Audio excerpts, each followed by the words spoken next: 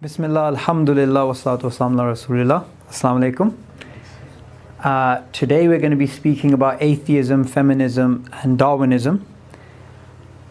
I'm not actually going to be speaking about why atheism is wrong, or why Darwinism is wrong, or why feminism is wrong. I'm actually going to be covering how there is a conflict between these three ideological worldviews. So I'd like to start off with an example. Rebecca Watson is a well-known feminist. She runs this organization called Eshtrok, and their motto, their whole philosophy is science, skepticism and feminism, right? And that's a very standard popular narrative of feminists. So, you know, they believe in science and what science says, they're skeptics, they're atheists, they're free thinkers, and also, of course, they subscribe to some form of feminism. And there I cropped a picture of her when she was promoting during the 2008 elections, you know, this campaign called Darwin for President, you know. So clearly someone that thinks they can wear a shirt like that, they can subscribe to a worldview like feminism and also be an atheist and everything is fine. However, there's an interesting incident that happened in Ireland in 2011. 2011 in Dublin, there was a World Atheist Convention, something like this, some atheist convention with all these atheists from across the world. And in the convention, you had Richard Dawkins, what's her name again? Rebecca Watson, and Aaron Ross sitting down and others as well, speaking about communicating atheism. Anyway, an incident happened which started off like a storm in a teacup, but then just blew completely out of proportion. So what happened was Rebecca Watson was going back to her hotel room after spending time drinking and, you know, at the conference, and she wanted to go to a hotel. And someone stopped her in the elevator from amongst the atheist crowd, and obviously this is the atheist conference and they're all hanging out. And he said, you know, don't take this wrong way, but I find you very interesting, and would you mind having coffee at my apartment, hotel, whatever it was. So anyway, she got really creeped out, and then she obviously refused. And then she made a video in which she said this was really creepy and, you know, stuff like that. And then that took off, and that's like a pivotal moment. You know, I found this funny meme, never forget, June 4th, 2011, skeptic.org. This created a rift in the atheist community. You had people on both camps. You had people saying she was right to call out that sort of behavior. Other people are saying, no, that was really, you know, uncalled for. So anyway, Richard Dawkins decided to get involved. It's such a petty thing, but he decided to get involved. And he wrote this very derogatory message to her. You know, he addressed her as dear Muslimah, and then speaking about how she needs to grow a thicker skin and this is so pathetic and whatnot. Anyway, she got super upset, and she was a Dawkins fan before this. But anyway, she said this afterwards: Richard Dawkins will no longer be rewarded with my money, my praise, my attention. I will no longer recommend his books to others, buy them as presents, or buy them for my own library. I will not attend his lectures or recommend that others do the same. So clearly she was very upset. However, what's interesting is that was something so small, and she was so offended, and so other feminists were so offended, and they had this sort of very negative reaction. However, as you started to go through, you know, the videos and the refutations, the atheist feminists versus the new atheists, and they were going back and forth, other people started to get involved. And then you started seeing, okay, the smoke is moving away, and now we're starting to see two distinct camps. So the prominent feminist Dr. So that name's blurred out slightly, Dr. Marcio Bianco. Marci Bianco. What she said about this is very interesting, right? So she said, there are two predominant reasons that can explain why sexism exists in the atheist movement, right? So she's speaking about the new atheist movement, and you had these prominent feminists who were basically calling out this atheism, the sexism within new atheism, right? So what's interesting is that this small incident, which they call it elevator gate or whatever, it showed a fracture.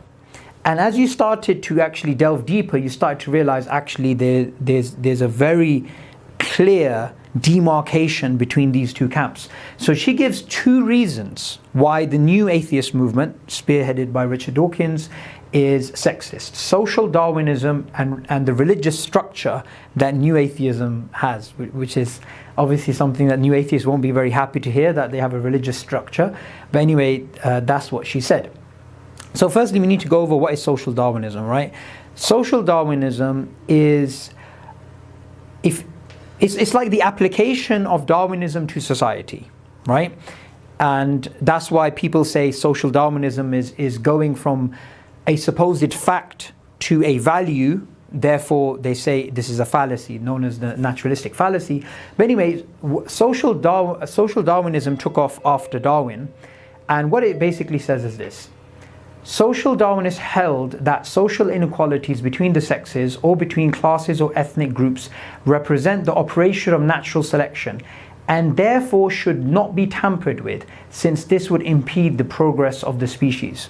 So anyway, this idea is not really purely Darwin's idea. It's actually Herbert Spencer, who's a contemporary of Darwin. However, to call the new atheist movement as something that's based upon social Darwinism is actually a very derogatory thing to actually say. So she goes further, right? She says, in the atheist movement, social Darwinism has played out as the justifiable assault of women by naturally aggressive men. And that obviously is something that when you start to study the new atheist movement, you start to actually realize, hang on, Walaikum salam, she definitely has a point. She definitely has a point. And one of the points that she clearly has is that they all seem to be men who are at the top of this supposed movement. Go back one slide, please. Now, about the religious structure, she says this: the mirroring of religion is apparent in the movement's structural hierarchy. White men at the top, serving as featured speakers at events and figureheads of the movement. Everyone else remains in the pews and the balconies, right? So she clearly is pointing out some serious she's making some very serious allegations against the new atheist movement. And this isn't somebody who's just like a average feminist. She's actually an academic. Next slide, please. And when this whole elevator gate thing was taking off, you started to see other feminists and in fact important feminist philosophers started to chime in and started to give their views as well. So the feminist philosopher Elizabeth Grosz, I don't know how to pronounce that, she said, "God is dead, long live man. Nietzsche said it all," referring to Friedrich Nietzsche here. And Dawkins and the male leaders of the movement have resurrected man as God. So you're starting to see that actually they're taking this really, really personally, right? So it wasn't just a case of a thing at the elevator. There was something simmering before, and this was like the straw that broke the camel's back. So I put that image in there just to basically say, look, there's a lot of sensitivity. Yeah, feminists are very, very sensitive about issues to do with sexism, issues to do with patriarchy and these types of things. However, they're directing their sort of anger towards new atheism, which really started off with Richard Dawkins maybe 15, 20 years ago. However, shouldn't they really be going for Darwin? Because as we're going to see, if they were upset at elevator gate, if they were upset at something so small, they should be going literally ape on what we're about to explain about Darwin. So here's one of the things that Darwin said about women. The chief distinction in the intellectual powers of the two sexes is shown by man's attaining to a higher eminence in whatever he takes up than can woman, whether requiring deep thought, reason, or imagination, or merely the use of senses and hands. So if elevator gate got them riled up, then you can imagine what sort of things, what sort of emotions are going to come out when they start reading stuff like this. If two lists were made of the most eminent men and women in poetry, painting, sculpture, music, inclusive both of composition and performance, history, science and philosophy, with half a dozen names under each subject, the two lists would not bear comparison. Yeah. So he's just giving a thought experiment. He's saying, look, you make up two lists, and even if we did it today, even after Darwin died, if we look at the history of the world, he's trying to point out, look, men are superior to women. Next slide, please. It is generally admitted that with women, the power of intuition, by the way, intuition is not a good thing in this context, right? For anybody who's aware of what he means, of rapid perception and perhaps imitation, are more strongly marked than in man. But some, at least, of these faculties are characteristic of the lower races and therefore of a past and lower state of civilization. So again, saying, women, they're basically more like the savages, and the men, the women, they have these types of features of imitation and these types of things, which are quite, which puts them quite down. Man is powerful in body and mind than woman, and in the savage state he keeps her in a far more abject state of bondage than does the male of any other animal. The female, however, ultimately assumes certain distinctive characters, and in the formation of her skull is said to be intermediate between the child and the man. Ouch. Yeah. So if that elevator gate, if that small comment about, oh, would you like to go to my hotel room with me at 4 o'clock in the morning, if that upset Darwinists, if that upset feminists, right, you can imagine a feminist reading this type of thing. And what we're actually going to see is there's a fight, and the fight is between feminism and the feministic values and science, current understanding of biology, and especially evolutionary psychology. So we have some values, right? We have some values in feminism, and feminists, they challenge certain things and they want to promote other things.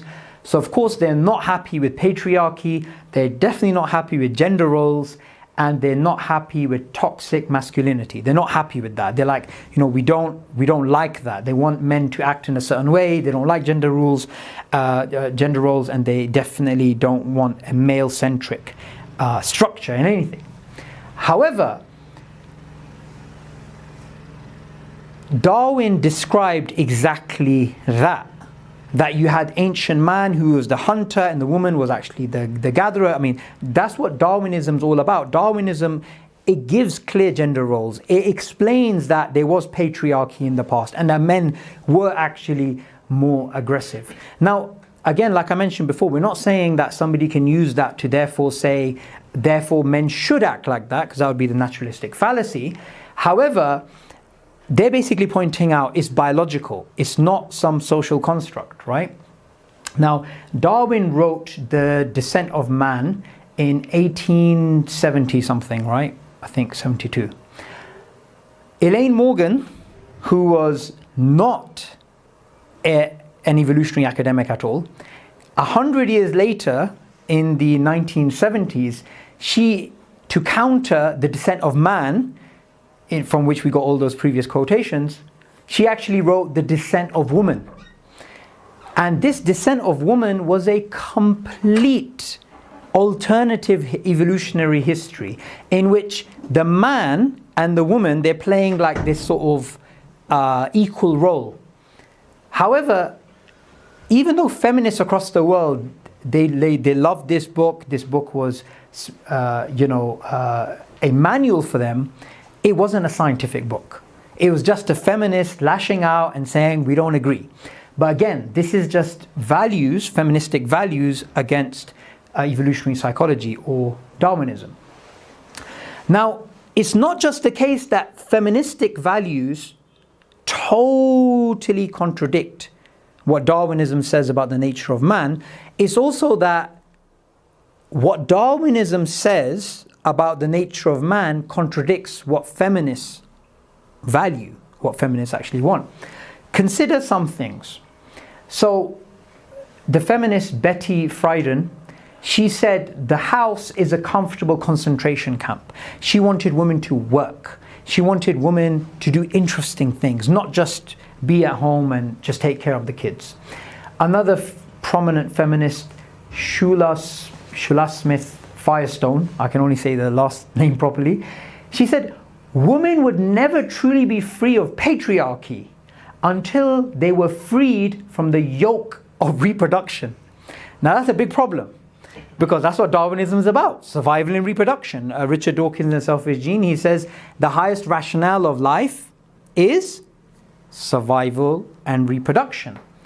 So how does that make any sense from a Darwinian point of view, that you have this group of people who are like, we want to be free from the yoke of reproduction and we don't want to have children, we don't want gender roles and we don't want to be mothers, when how does that fit with the selfish gene idea? So you can see it's not just one side contradicts the other, it's the other side, the imperative of Darwinism, the idea, the main core of Darwinism, the rationale of life is the preservation of genes, totally contradicts what these feminists are actually saying. And there's actually some,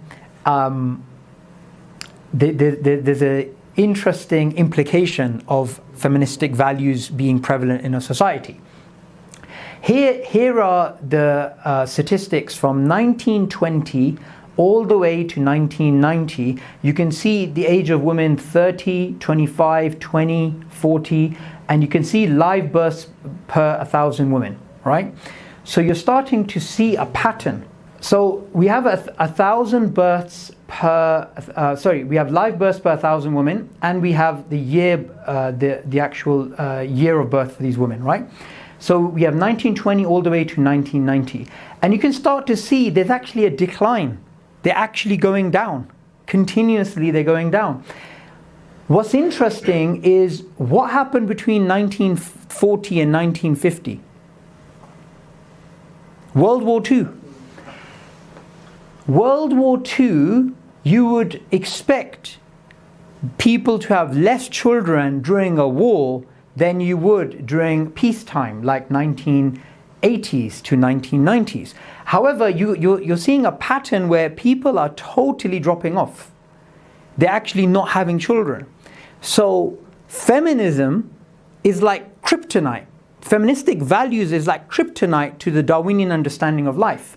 If a society accepts values that feminism promotes, that society is not actually going to be a very good model to actually explain the selfish gene view. So look, what I like is that some feminists, some have realized it's completely ridiculous. It's completely ridiculous to try and fight off science, to try and just challenge it, to try and just say, look, we're not going to follow, we're not going to accept the standard evolutionary story, we're not going to do this, we're not going to do that, we're going to say there's a male bias, we're going to challenge patriarchy in science, we're going to do this, we're going to do that. This particular philosopher, her name is Grete Windermassen, you can tell she is German. She wrote this paper called Sexual Selection, A Tale of Male Bias and Feministic Denial. She said something very interesting. And for anyone that's interested, I highly recommend you read this paper. The history of male bias in Darwinian theory should not be used by feminists as an excuse to reject evolutionary premises that have now been established as scientifically sound. She's basically trying to tell the feminists, look guys, stop fighting science here, right? Now, just as a thought experiment, if I come across a feminist and I say something and the feminist doesn't like that and they say, I am offended, right? By saying I am offended, you can change someone's behavior. Yeah, you can do that. And to a large extent, that does actually happen. Someone says, look, I'm offended, I don't like this, I don't like that. However, you can't really change reality. If you say, I'm offended that it was sunrise at 6:55 this morning, not 4 a.m. You being offended doesn't change the reality, not saying that Darwinism is the reality, but the reality that these are conclusions that are being made within science. You can't change the mind of a scientist by saying, oh, you know, I understand that you've done the experiment, you've done this, you've done that, but I don't agree with it. Well, the thing is, that scientist is going to turn around and say to you, look, it doesn't really matter if you agree or not. However, she does point out some interesting things, that there was, of course, a male bias in evolutionary thought, which is fine. But that doesn't, even if you strip away that bias, you still get down to some ideas which are which don't fit with feminism. So the idea that men and women are biologically different, they're genetically different, right? And they have different predispositions. You can't really challenge that type of thing purely by saying, I'm offended, right? There was another philosopher, she herself was a feminist, but she actually challenged an idea of another theorist about the theory of moral development. How do morals actually develop?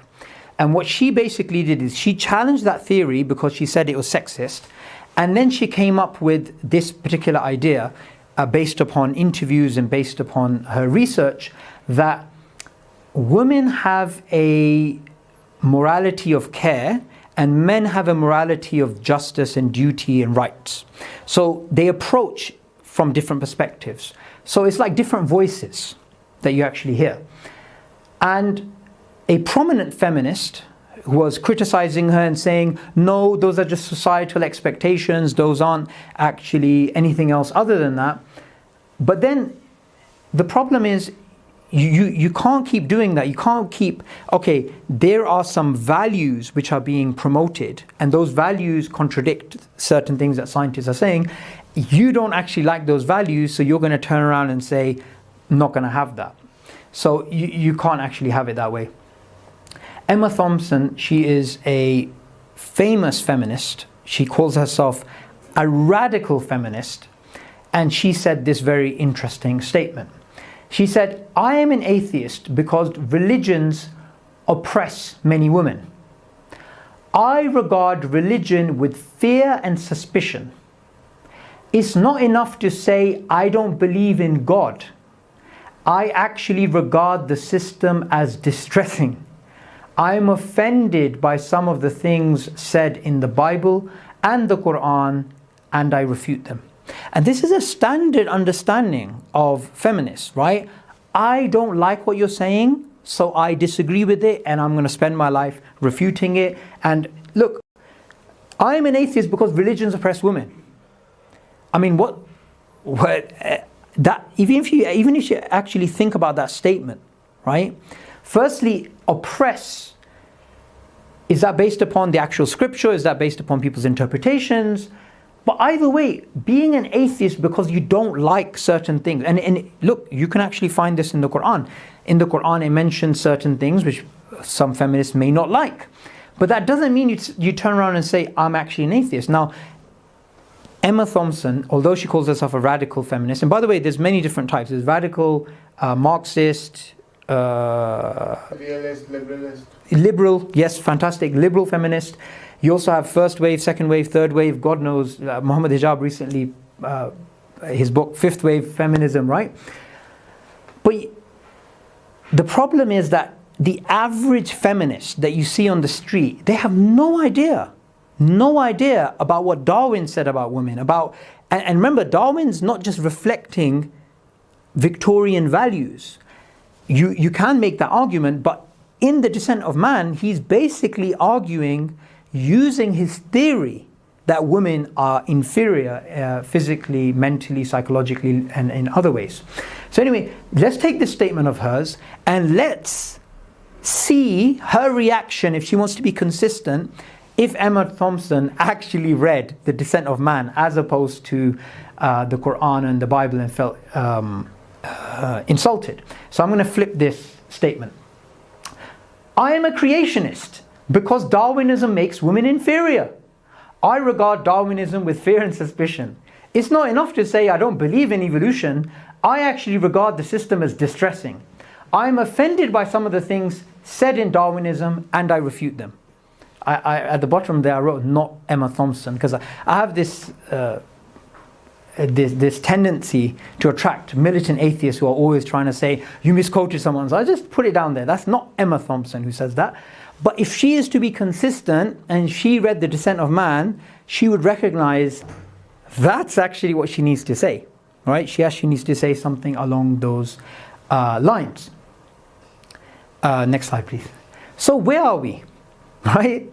It's a dead end for feminists, because if they are going to be like, oh, what we're going to do is we are actually going to go ahead and challenge religion, challenge the Quran, challenge the Bible because they say things we don't like. We're going to do that. Or they're going to say, okay, what we're going to do is that we're just going to have a scientific worldview.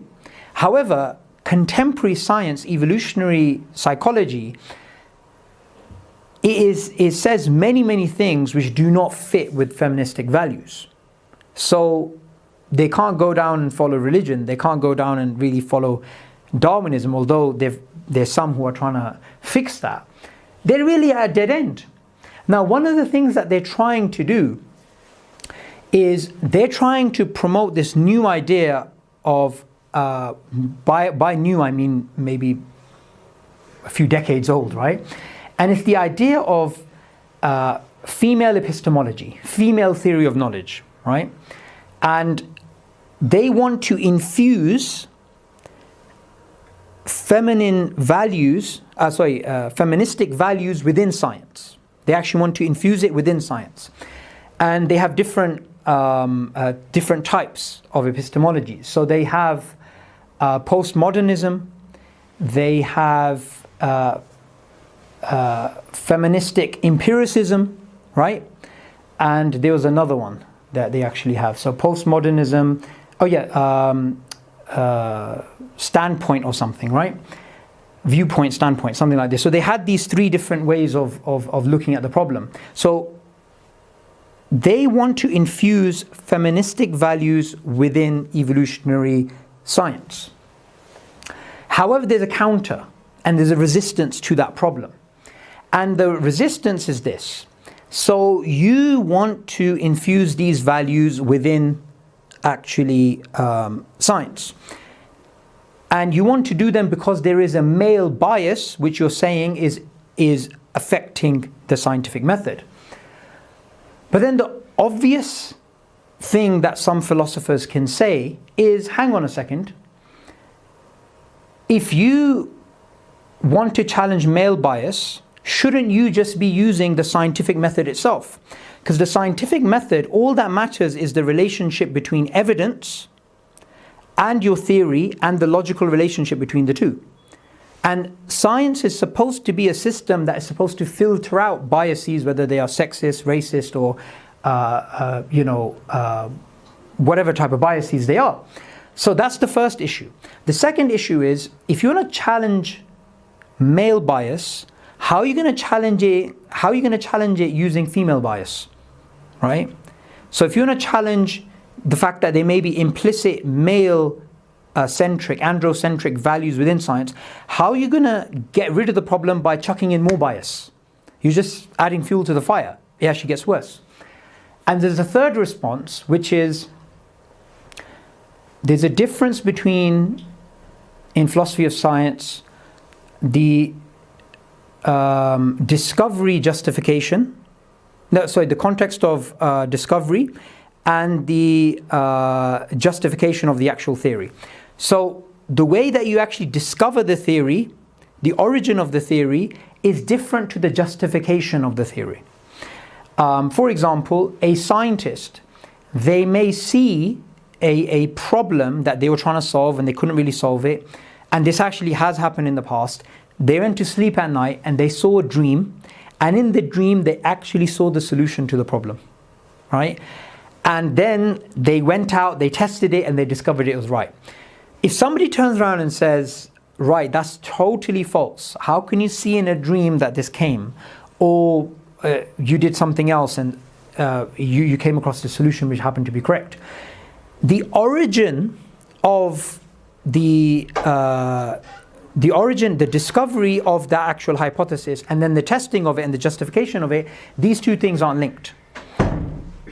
That would be a type of genetic fallacy, right? So I may be a child, I may discover the existence of Big Bang theory as a valid scientific model by reading a comic. I can do that.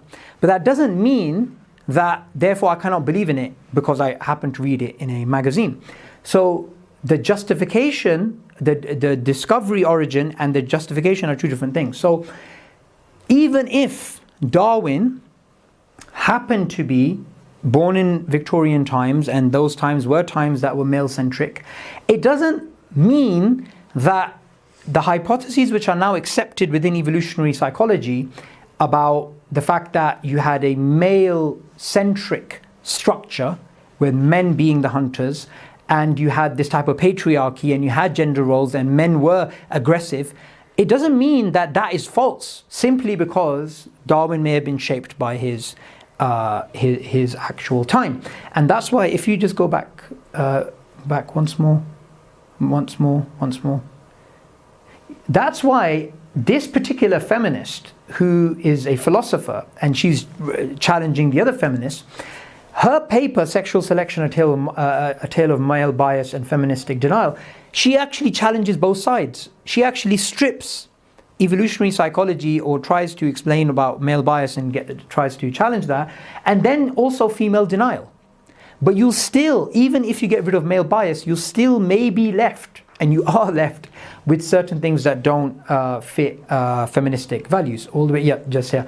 So the failed coup of female epistemology is not something that's going to work. It's not going to work because there's very good reasons why we shouldn't infuse feministic values within science. Imagine if we actually started doing that. If we actually started accepting this worldview where we said, do you know what? If they are values which are accepted, then we are going to take these values and then we're going to start sticking them within science. This is actually something that happened with the Soviet Union, right? The Soviet Union, they held on to a communist worldview, right? And that communist worldview, that made them accept and reject certain scientific hypotheses, right? And that shaped, and that's just human values. A value does actually play a role within science, even though we want it to be a perspectiveless perspective, they still do. Now, if you openly, and while we're trying to neutralize science, which is very difficult to do, almost impossible, while we're trying to neutralize science, if we accept the feministic idea of let's just chuck in some values, then some Muslims can turn around and say, I want some Islamic values in science. A Christian can turn around and say, I want some Christian values. In fact, here's the funny thing. Meminism, which you guys might have heard of, which is the opposite of feminism, right? Meminists, they believe that, the opposite to feminism, they believe that throughout history, women have been oppressing men, right? And women are basically, when the Titanic is sinking, they say women and children first. When the war happens, the men go out and die while the women are at home. So, they have this argument. So, feminists may say, well, we want to infuse our values within evolutionary science because we think it's, female-centric. So, once you open that door, it's just chaos. It's like a Royal Rumble. It's like a Hobbesian war. And we can't really do that. But here's a beautiful thing. We don't need a war between the sexes. We don't need this idea that a female says, okay, a man is doing this, so I want to do that. Or a man looks at a female and says, she's doing this, so I want to do that. And you have this constant weighing. Okay, he's better than her and she's better than him and this and this and this. The Quran breaks that paradigm. Allah breaks that paradigm. How? Because Allah's version of success is not the version of success that you get in a capitalistic society. Oh, she's better than her and he's better than him because she has more money, she has a bigger following on Instagram or this and that. No, Allah says something beautiful in the Quran.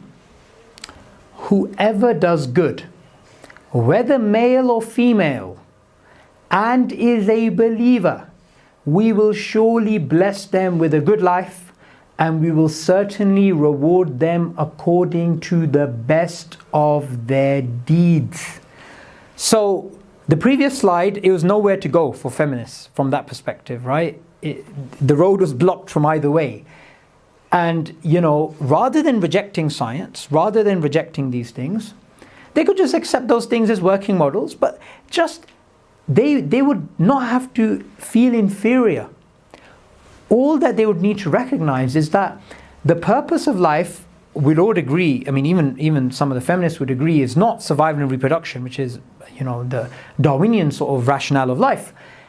And it's not, okay, I want to be better than that person because they have a bigger house, a better looking husband or whatever, right? No, it's actually got to do with something greater. It's got to do with spirituality. A spiritual woman is a woman who has value.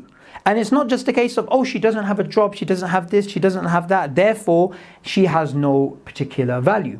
And the beautiful thing about the Quranic paradigm is that the Quran, it doesn't accept the paradigms of society. It actually challenges paradigms and it tries to show that this particular paradigm is actually going to make you happy.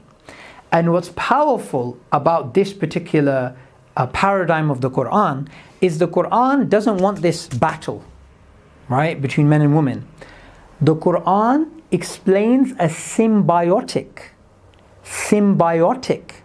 beautiful synergy, dovetailing between the male and the female. It's no longer a war. Yeah? And if there is a race, that race is in who can gain the most good deeds. That's the competition. The competition isn't for these material worldly things. So that's all I wanted to say. Jazakallah khair for listening. Everything good I have said is from Allah. Every mistake is from myself. Jazakallah khair.